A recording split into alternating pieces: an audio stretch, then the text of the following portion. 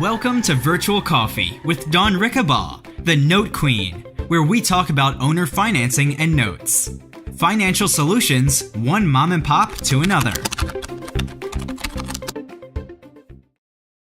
thing is, it just sounds to me like, I don't know, I'm just getting that when it gets to the point where your cousin leaves, so let's just go over, maybe you can get 65 cash after closing costs, paying a realtor and all that, right? And if they're good, man, they're worth their weight in gold. I really love realtors.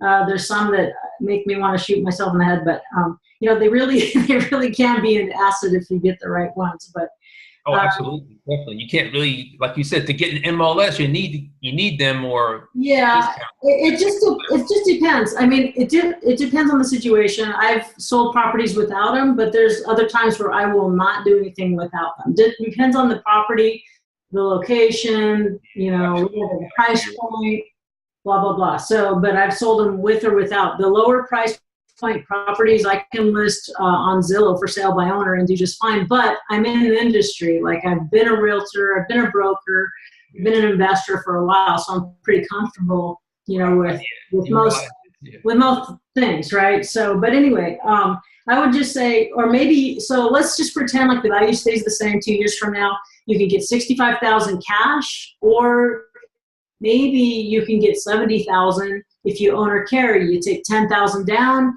and now you've got a note. So let's just see if you did that, what kind of cash flow you'd have.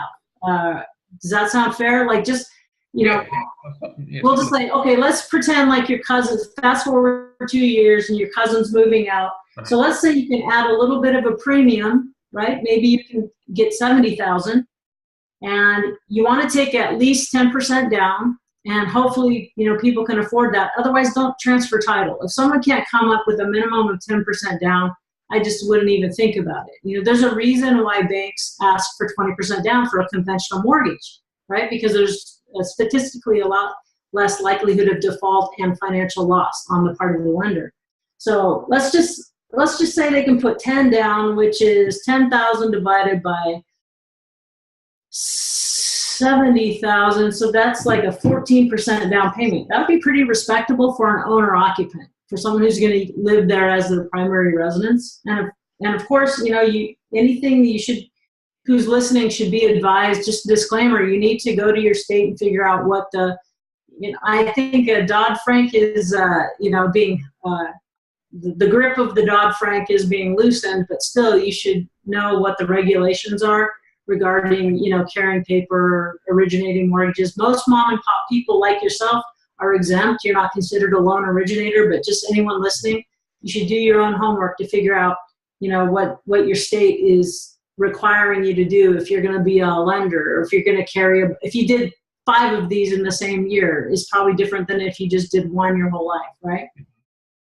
So then let's say you have a $60,000 note, and even if you did, and I'm just going to this looks so bad.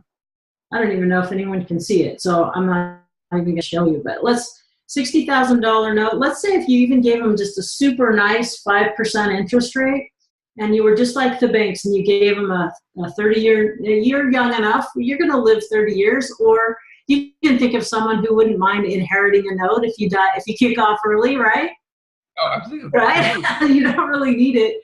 So when I solve for that, scenario, if you were selling right now an owner carry and got 10,000 down, which is very respectable, 5% amortized over 30 years, just like a bank. Like I said, you can make up anything. That would give you a payment of $322 a month, which is what you're getting now, but without any.